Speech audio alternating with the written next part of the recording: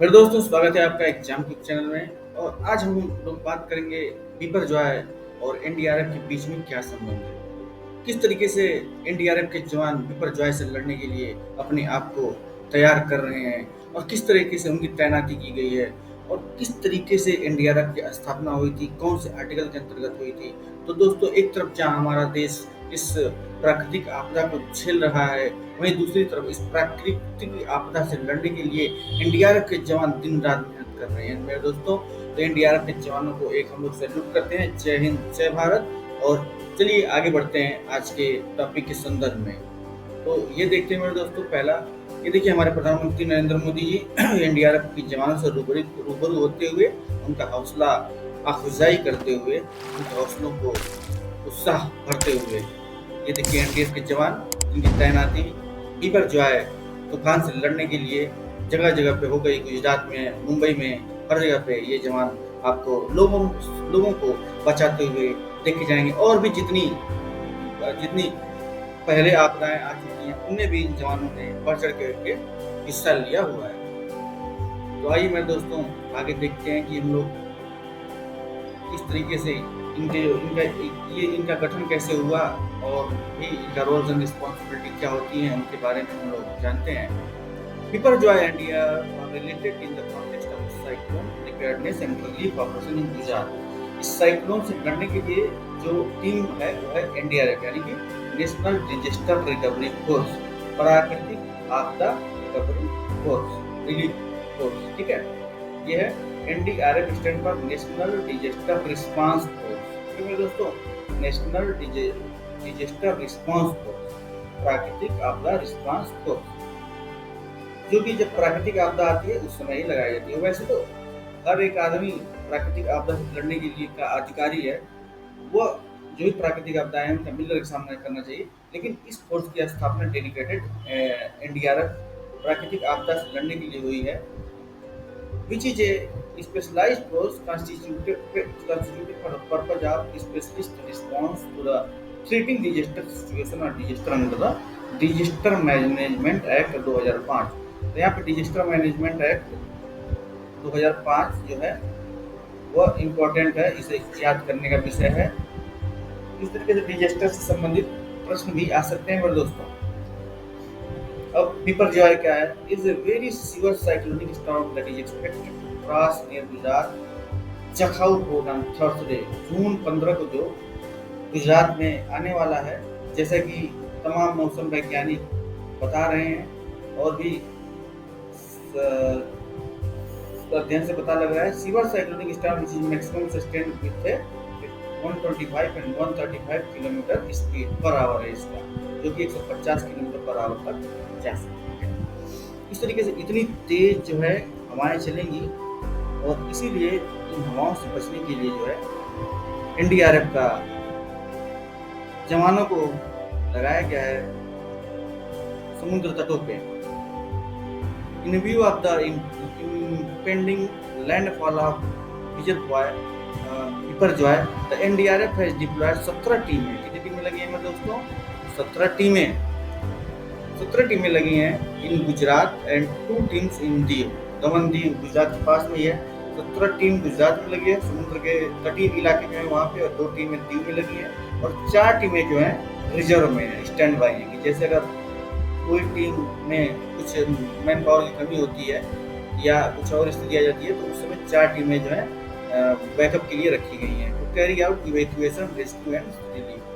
ठीक है, जहाँ जहाँ पे भी ये चक्रवात आने वाला है, आने की संभावना है, वहाँ लोगों को खाली करवाया जा रहा है और रेस्क्यू किया जा रहा है, और उनको रिलीफ ऑपरेशन, मतलब उनको खाने पीने का सामान पहुँचाना, उनको दवाओं का इंतजाम करना, ये सभी एनडीआरएफ के अंतर्गत आता है। The NDRF team are equipped with boats, tree cutters, telecom, नावें रहेंगी, पेड़ काटने वाले यंत्र रहेंगे, टेलीकॉम सूचना संबंधित सारे यंत्र रहेंगे, एंड इसेंशियल आइटम रहेंगे जो कि इमरजेंसी सिचुएशन में हम लोगों को साइक्लोन से लड़ने में कामयाब में साथ देगा, या साइक्लोन से लोगों को बचाने के लिए काम में आ सकता है। ठीक है, टेलीकॉम वैसे मतलब फोन, सैटेलाइट फोन रहेगा, अगर ये वाली नेटवर्क काम नहीं करेगा तो ट्री कटर रहेगा, ताकि अगर कोई पेड़ से कोई दब गया है या किसी को पत्थर के ऊपर पेड़ गिर गया तो पेड़ से काटा जा सके, नावें रहेंगी लोगों को पार करवाने के लिए, ले आने ले जाने के लिए। इस तरीके इससे ये सारी व्यवस्थाएं की गई हैं। The NDRF has also intensified it's awareness campaign in the coastal area. अब एनडीआरएफ जो है अवेयरनेस कैंपेन भी चला रहा है कोस्टल एरिया में, कि जहाँ पे मान लो कि एनडीआरएफ टीम के का जवान न पहुँच पाए, वहाँ पे लोग इन्हीं जवानों के भरोसे न बैठे हैं और खुद अपने बचने का रास्ता स्वयं स्वयं अपनाएं, अपने बचने का अपनी सुरक्षा स्वयं करें। इस तरीके से इन लोगों को चेतना जागृत की जा रही है, वहाँ के लोगों को वहाँ के लोगों को प्रेरित किया जा रहा है। ठीक है मेरे दोस्तों, इस तरीके से है the NDRF team equipped with boats, tree cutters, telecom equipment and other essential items to deal with the emergency condition. The NDRF has also intensified its awareness campaign in the coastal area to sensitize people about the do's and don't important during the cyclone. मतलब cyclone के पहले और बाद में क्या करना है क्या नहीं करना है, सभी उसका एक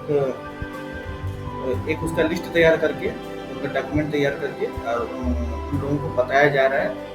तो वहाँ के समुद्र तटीय जो लोग वहाँ पे हैं उन लोगों को बताया जा रहा है कि क्या करना है क्या नहीं करना, ताकि आपके जान माल की सुरक्षा अधिक से अधिक हो सके। मेरे दोस्तों आइए देखते हैं अगला पॉइंट। ये देखिए जो है ये साइक्लोन का भयानक रूप दिखाया गया है। ये एनडीआरएफ के कुछ जवान है और ये कुछ जनता जनार्दन है जो यहाँ पे खड़े हैं लोग। इंडिया जो ये साइक्लोन है कितना भयानक रूप ले सकता है मेरे दोस्तों। ये एक प्राकृतिक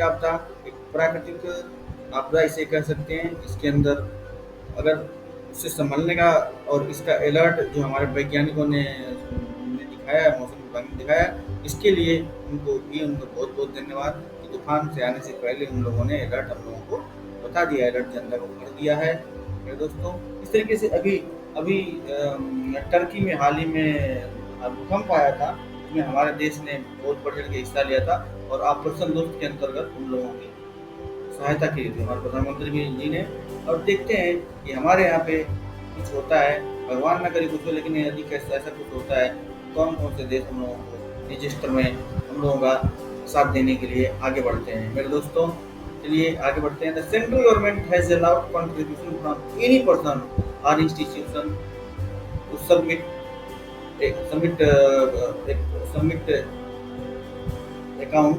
money in the disaster recovery fund under national disaster recovery fund NDRF वो भी कराता है अंडर सेक्शन 46(1)(b). ठीक है, यहाँ पे देखिए 46(1)(b), इसके अंतर्गत एनडीआरएफ में पैसा जमा करना या एनडीआरएफ में सहयोग करने इस अनुच्छेद के अंतर्गत आता है। सेक्शन 46(1)(b) के अंतर्गत आता है, जो कि डिजास्टर मैनेजमेंट एक्ट 2005 के अंतर्गत आता है। ठीक है, इस तरीके से ये इम्पोर्टेंट क्वेश्चन ही बन जाते हैं आपके एग्जाम के पॉइंट ऑफ व्यू से। बहुत इंपॉर्टेंट क्वेश्चन, ये क्वेश्चन जरूर आएगा एग्जाम में दोस्तों। हम अपने देशवासियों के लिए, जान माल की रक्षा के लिए भगवान से प्रार्थना करते हैं और उनके उज्जवल भविष्य की कामना करते हैं, ताकि और एनडीआरएफ टीम वाले जवानों को सैल्यूट करते हैं कि उनके जिस तरीके से लोगों को कितना जागृत कर रहे हैं, जिस तरीके से लोगों को उनके बीच पहुँच रहे हैं, उनके लिए बहुत बहुत धन्यवाद। The NDRF was established in 2005 with the renaming of the National Calamity Contingency Fund। ठीक है, सबसे पहले इसका नाम क्या था? National calamity contingency fund. पहले इसका नाम ये था NCCA, बाद में इसका नाम हो गया NDRF, national disaster recovery fund. The NDRF, ये भी एक इम्पोर्टेंट क्वेश्चन हो गया मेरे दोस्तों। The NDRF is defined section under 46 of the disaster management act 2005। NDRF section 46 के अंदर डिफाइन है। National disaster recovery fund act 2005 के अंतर्गत से सेक्शन 46 के अंतर्गत एनडीआरएफ डिफाइंड है। ठीक है, is placed in the public account, ठीक है, of the government of India under reserve funds not bearing interest. यह बिल्कुल रिजर्व फंड होता है, तो भारत का कोई भी नागरिक इसमें गरीबी रेखा का कोई भी इसमें बैरियर नहीं रखा गया है। कोई कितना भी गरीब हो, कोई कितना भी नहीं हो, इसमें पैसा जमा कर सकता है अपने देश की सुरक्षा के लिए, आपदा से बचने के लिए। उसे नेशनल डिजास्टर रिकवरी फंड करते हैं, जो कि डिजास्टर मैनेजमेंट एक्ट 2005 के अंतर्गत सेक्शन 46(1)(b) के अंतर्गत इसकी स्थापना हुई है, इसमें कोई भी पैसा जमा कर सकता है।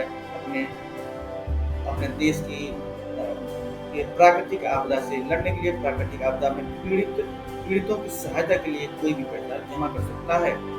The public account establish under article 266 के अंतर्गत ये हमारा पब्लिक अकाउंट जो है स्टेब्लिश हुआ है। Where funds are held for transaction, where the government act as a banker, as a banker, and these funds need to be paid back at the some point. ठीक है? Expenditure from the NDRF do not require approval from the parliament. दोस्तों parliament में आता कौन कौन है हमारी संसद में? लोकसभा, राज्यसभा और राष्ट्रपति। इसलिए इसका एनडीआरएफ से अकाउंट से पैसा निकालने के लिए जब कोई प्राकृतिक आपदा आती है तो पीड़ितों की सहायता के लिए अकाउंट में से पैसा निकालने के लिए संसद के परमिशन की जरूरत नहीं पड़ती है। यह वहाँ से निकाल लिया जाता है ऑथराइज्ड पर्सन के द्वारा, ऑथराइज्ड डिपार्टमेंट के द्वारा। तो दोस्तों इस तरीके से देखते हैं एनडीआरएफ के बारे में। और अगला पॉइंट क्या है मेरे दोस्तों? एनडीआरएफ के जवानों को सैल्यूट और हमारे देश के जनता को एक बार जो साइक्लोन के आसपास के जो इलाकों में है उन लोगों के जान माल की सुरक्षा के हम लोग भगवान से कामना करते हैं। हे प्रभु आनंददाता उनको बचाइए और उनके जीवन की रक्षा कीजिए। The NDRF is managed by central government and covers expenses related to emergency response, relief and rehabilitation during the threatening disaster situation. Relief and rehabilitation पुनर्वास के लिए भी एनडीआरएफ के अकाउंट से मदद ली जा सकती है। जिन लोगों का घर तबाह हो जाएगा, जिन लोगों के घर टूट जाएंगे या जिनको रहने का स्थान नहीं होगा, उनके लिए एनडीआरएफ के अंतर्गत उनको घर भी बना के दिया जाएगा। It is serve as the supplementary funds of state disaster recovery response, state disaster response fund. अगर जिस राज्य में प्राकृतिक आपदा आती है सबसे पहले तो उस राज्य का मुख्यमंत्री, उस राज्य की का जो ऑथराइज्ड पर्सन है, अथॉरिटी, एसडीआरएफ मतलब स्टेट डिजास्टर रिकवरी फंड से राज्य के नागरिकों को सहायता करने के लिए उस फंड से फंड रिलीज करते हैं। यदि वह फंड कम पड़ जाता है तो उस केस में सेंटर से फंड आता है और वह नेशनल एनडीआरएफ वाले फंड से ही लोगों को सहायता की जाती है। और एनडीआरएफ से पैसा निकालने के लिए किसी के भी अप्रूवल की, संसद की अप्रूवल की जरूरत नहीं पड़ती है मेरे दोस्तों। इस तरीके से एनडीआरएफ और एसडीआरएफ ये दो हैं। एनडीआरएफ सेंट्रल लेवल पे और एसडीआरएफ स्टेट लेवल पे है। तो SDRF is a primary fund available to the state governments for providing immediate relief in response to notified disaster।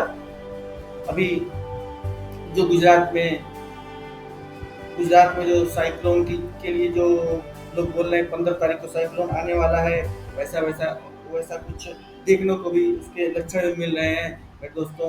खुदा न खास्ता अगर गुजरात में कुछ होता है तो सबसे पहले गुजरात सरकार यानी जो राज्य सरकार होगी वह वहाँ के नागरिकों को बचाने के लिए अपने एसडीआरएफ का यूज करेगी।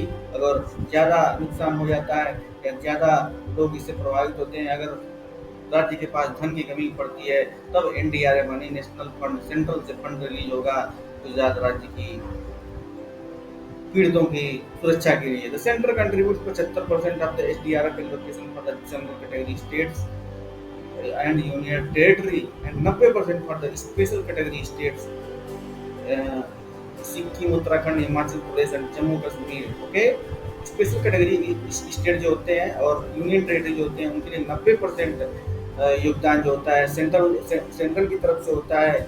और जो और स्टेट होते हैं जनरल कैटेगरी स्टेट जैसे उत्तर प्रदेश हो गया, बिहार हो गया, महाराष्ट्र हो गया, हरियाणा हो गया, इनके स्टेट्स के लिए 75% का कंट्रीब्यूशन जो होता है वह सेंट्रल से होता है किसी भी प्राकृतिक आपदा के समय में। The NDRF is finance through the levy cess of certain item which is chargeable excise and custom duty. The financing of NDRF is approved annually through the finance bill के द्वारा एनडीआरएफ को अप्रूव किया जाता है हर साल। ठीक है मेरे दोस्तों, वित्त बिल के अंदर धारा अनुच्छेद 280 में आता है। ठीक है, currently the NDRF is financed through National Calamity Contingency Duty NCCD के द्वारा अभी होता है, लेकिन बाद में जो है उसका नाम एनडीआरएफ कर दिया गया था। ठीक है मेरे दोस्तों, हम देखते हैं अगला पॉइंट क्या है। थोड़े थोड़े इसलिए दोस्तों ये परीक्षा के हिसाब से बहुत ही इंपॉर्टेंट पॉइंट है। और मेरे दोस्तों, the department of agriculture and cooperation under the ministry of agriculture and farmer welfare monitors relief activity related to the specific calamity such as drought, सूखा सूखा की कंडीशन में, ओले पड़ने की कंडीशन में, और भी कंडीशन में जो प्राकृतिक आपदा के अंदर आती हैं, उनमें department of agriculture and cooperation and ministry under the ministry of agriculture and farmer welfare relief activity related to, उसके उस समय जो होता है एनडीआरएफ का रोल नहीं होता है, उस समय department of agriculture and cooperation का मिनिस्ट्री ऑफ एग्रीकल्चर के अंदर जो आता है उसके द्वारा इनके राहत से संबंधित कार्य किए जाते हैं। Other natural calamities are monitored by the ministry of home. इसके अलावा और जो प्राकृतिक आपदाएं होती हैं वो मिनिस्ट्री होम अफेयर्स के द्वारा, होम मंत्रालय के द्वारा, गृह मंत्रालय के द्वारा संचालित की जाती है। उनके राहत का कार्य उनके द्वारा संचालित किया जाता है। द अकाउंट्स ऑफ एनडीआरएफ है audited by the controller and auditor. CAG के द्वारा ये एनडीआरएफ का अकाउंट जो है नियंत्रित किया जाता है। मेरे दोस्तों, बहुत इंपॉर्टेंट पॉइंट है कि भारत ये कैग के द्वारा, कंट्रोलर एंड ऑडिटर जनरल के द्वारा ही एनडीआरएफ का अकाउंट को मैनेज किया जाता है और ऑडिट किया जाता है। मेरे दोस्तों, इस तरीके से आपने देखा एनडीआरएफ से जुड़े हुए और वाइट पेपर जो है से संबंधित जुड़े हुए कुछ महत्वपूर्ण बिंदुओं को मेरे दोस्तों मैं गुजरात के लोगों को, मुंबई के लोगों को और कोस्टल एरिया से संबंधित जितने भी समुद्र तटीय इलाकों के नागरिक हैं, निवासी हैं, सभी को मैं जान माल के सुरक्षा के लिए भगवान से प्रार्थना करता हूँ और उनके और साथ ही साथ एनडीआरएफ के जवानों को मैं सैल्यूट करता हूँ, जो कि इस प्राकृतिक आपदा की घड़ी में बढ़ चढ़ के हिस्सा ले रहे हैं और लोगों की जान माल को बचाने की यथासंभव कोशिश कर रहे हैं। मेरे दोस्तों, जय हिंद, जय भारत।